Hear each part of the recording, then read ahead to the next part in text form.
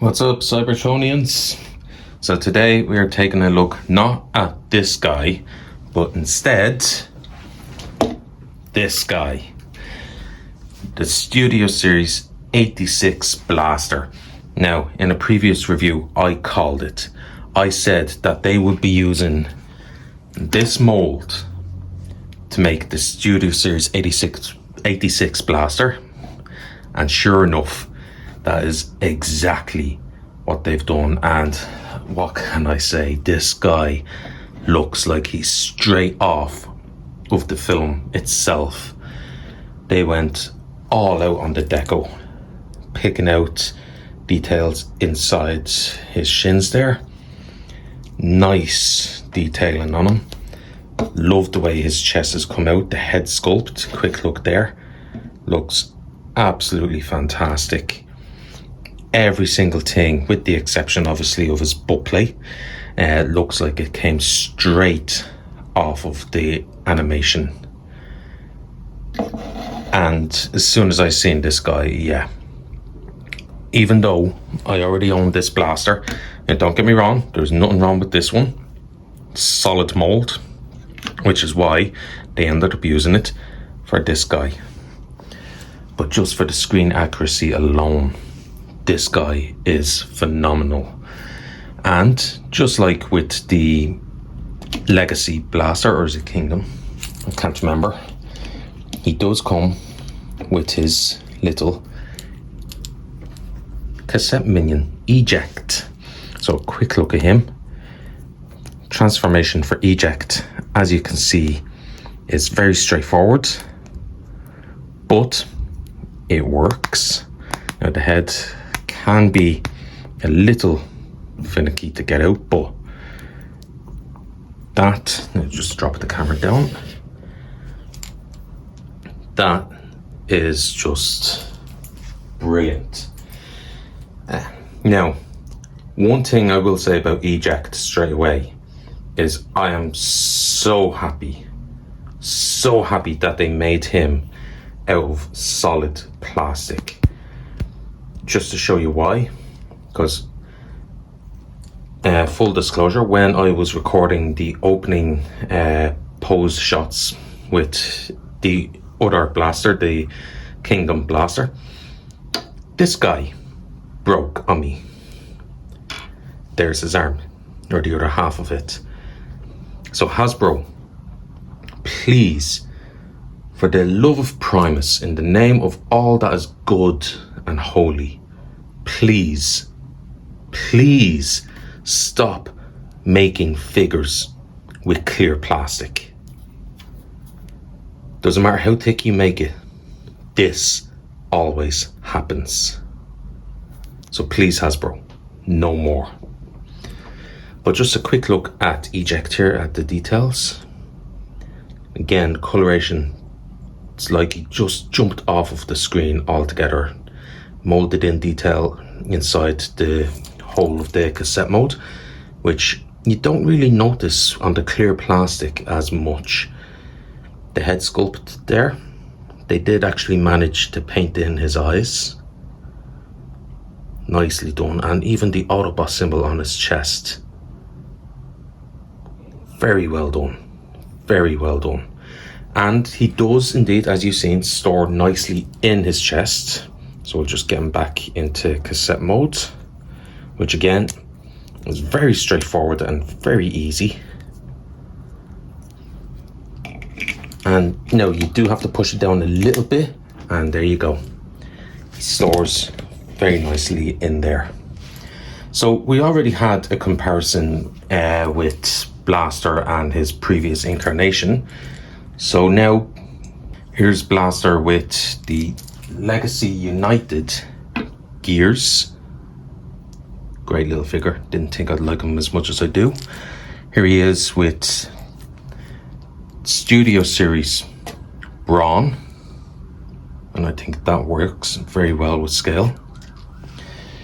Here he is with the Commander class Legacy, not Legacy, Earthrise Optimus Prime. And that works really well in my opinion. that looks so good. And because he had that scene in the movie, here he is with the Studio Series Perceptor. So going over articulation for Blaster, it's the exact same as his Kingdom counterpart. I think it's Kingdom, I'm nearly certain. But the head joint is not on a ball joint, it's just on a swivel. Or is it on a ball joint? I don't know. I think it might be actually, but it's a very, on my copy anyway, a very snug ball joint, but can do a full 360, can look up and down a little bit. Arms can do a full 360, can go out that far. The elbow joint, get over 90 degrees of bend at the elbow. Nothing at the wrist, but because of transformation, you do get a little bit of inward and a lot of outward, if that is anything for you. And if you cheat the transformation joint, you can actually get him doing a victory pose, which I quite like a lot. He does have a waist joint, can do a full 360, mostly because of transformation, but if it serves a purpose for you, there you go. Legs can go out that far. Back, if you move the butt plate out of the way, back that far. You can do the full splits. 90 degrees bend at the knee. His toes can move up, can't move down, but he does get a nice deep ankle pivot there. So this guy is extremely poseable, which is not surprising considering how poseable the original version of this mold was. And before I forget, for eject, his posing is basic, but it works. So his head is on a ball joint, so it can do a full 360. He can look all the way up because of transformation. His arms can do a full 360, can move in and out, and a ball joint for the elbow, so he does give him a bit of bicep rotation there, which actually Blaster has, I forgot to mention.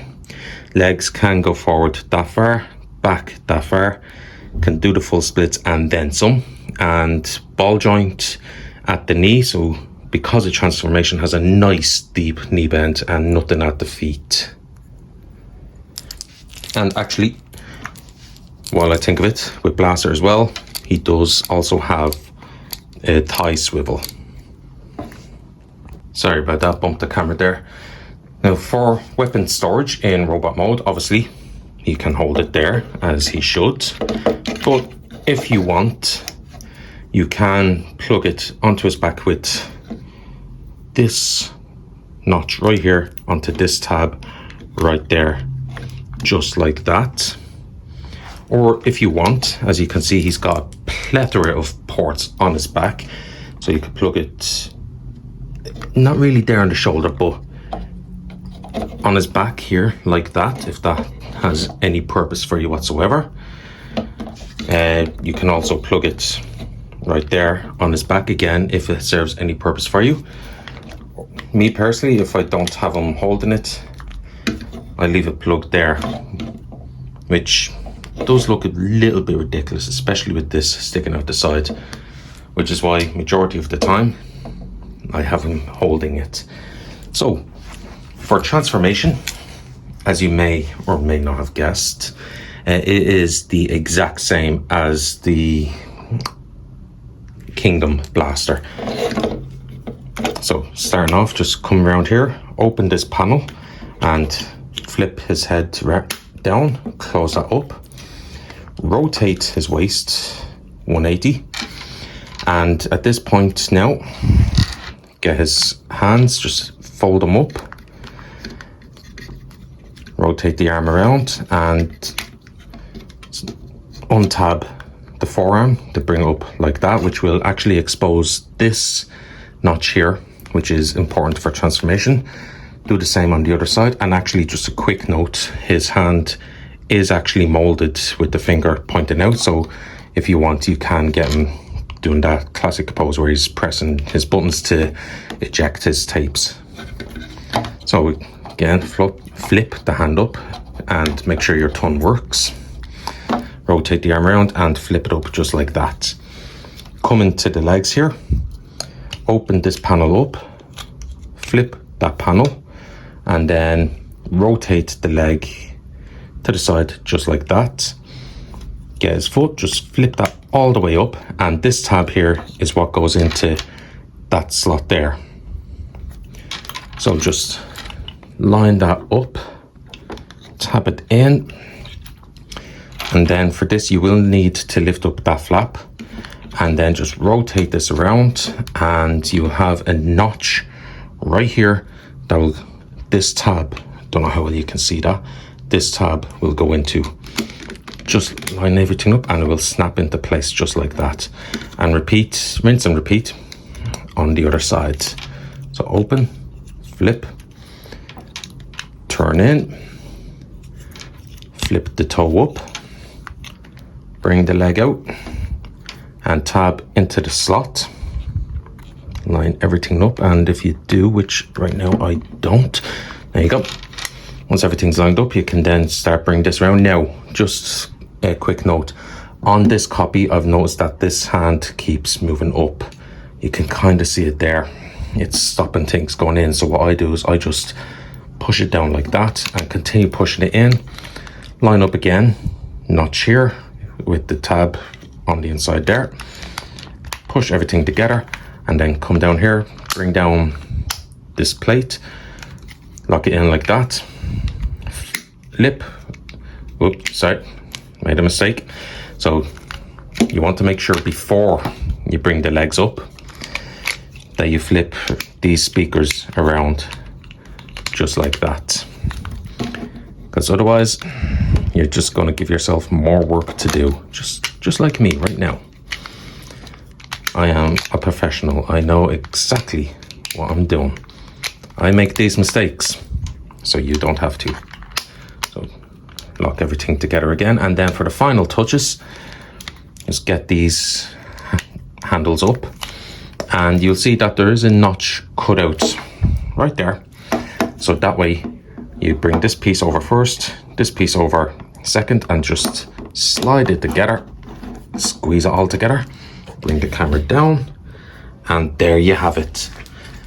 Studio 86 Blaster in his boombox mode. And again, I cannot gush enough over this. Like, it's like they just took it straight out of the 86 film. The coloration on it is just spot on, perfect. It's exactly what I wanted with my blaster. Now, I will say though, there is a little bit of a paint blemish here. Don't know how well that's coming across, but a little bit of paint scuffing. I don't know if that was me or if it came out of the box like that, but minor thing. It's not going to be the death of this figure for me whatsoever. So just a quick look at the sides there. Now, yes, the back is very gappy, I won't lie, but I very rarely display my figures like this. To be honest, I don't know why you would want to display your figures like this. Now, just a quick note, on my copy here, there is a bit of plastic flash, or mold flash, sorry. But there is stress marks shown already, just right there. So I will say, when you're transforming, especially the handle part, just be very careful. And there he is from the bottom, there he is from the top. But yeah, this guy is just absolutely perfect, and this is my default blaster now. This is going to be the one that I will have on display all the time. So for comparisons, here he is with the Kingdom Blaster. Here he is with the Legacy United gears. I think that scales well. Yeah, definitely scales well. Here he is with the Studio Series 86 Brawn. Well, everyone looks great in robot mode. doesn't quite scale too well in alt mode. Here he is with the leader class Earthrise Optimus Prime, and of course with the Studio Series 86 Perceptor.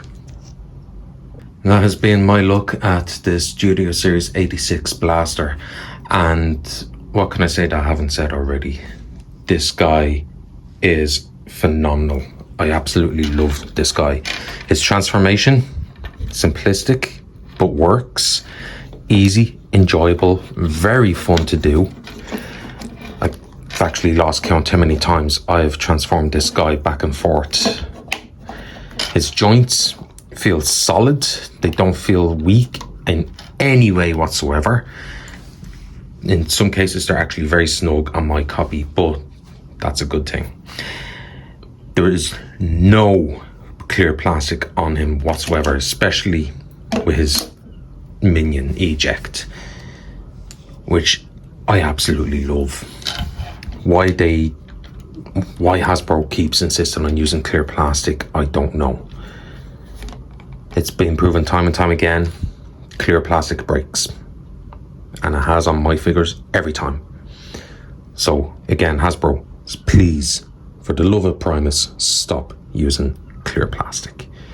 But anyway, that has been my look at the Studio Series 86 Blaster. And as a great man once said, being a nerd is the right of all sentient beings. Stay nerdy.